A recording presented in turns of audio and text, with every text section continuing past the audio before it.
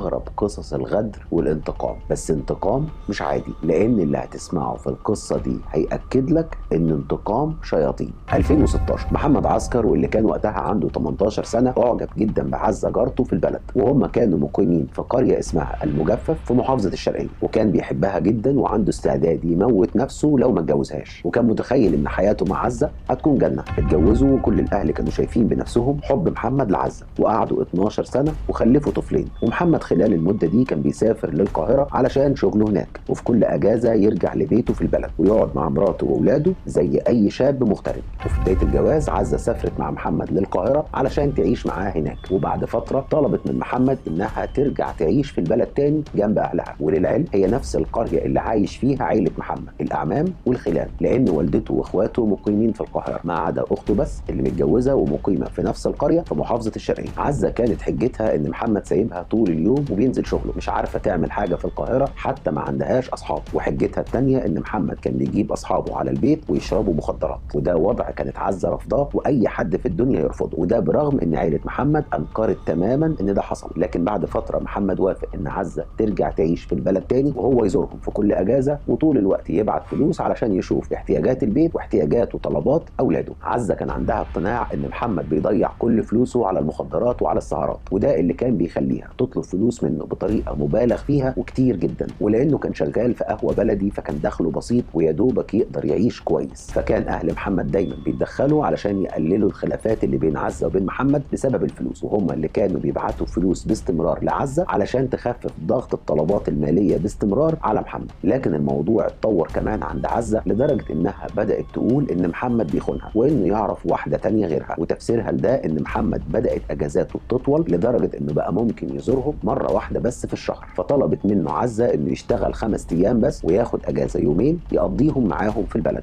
ولان محمد كان بيحب عزة فعلا فما كانش ينفع يرفض لها طلب، وعمل كده فعلا، بقى يشتغل 5 ايام في القاهرة، واجازة نهاية الاسبوع كان بيسافر على البلد علشان يقضيه مع مراته واولاده. والكلام ده حصل في اخر سنة 2022، يعني قبل انتقام عزة من محمد ب5 شهور. عزة كانت متأكدة ان محمد بيخونها، وبرغم ان محمد قال لها اكتر من مرة انه ما بيعملش كده، لكنها كانت مقتنعة جدا باللي بتقوله. وبدأ محمد ينفذ طلب عزة، بقى يشتغل 5 ايام في القاهرة ويرجع في نهاية الاسبوع على بيته في قرية المجفف في محافظة الشرقية. وبعد 3 اسابيع من تنفيذ الاتفاق ده محمد بدأ يحس بألم غريب في بطنه. الألم ده كان بسيط ومش مستمر، وكان كل ما بيكلم والدته او اخته يقول لهم على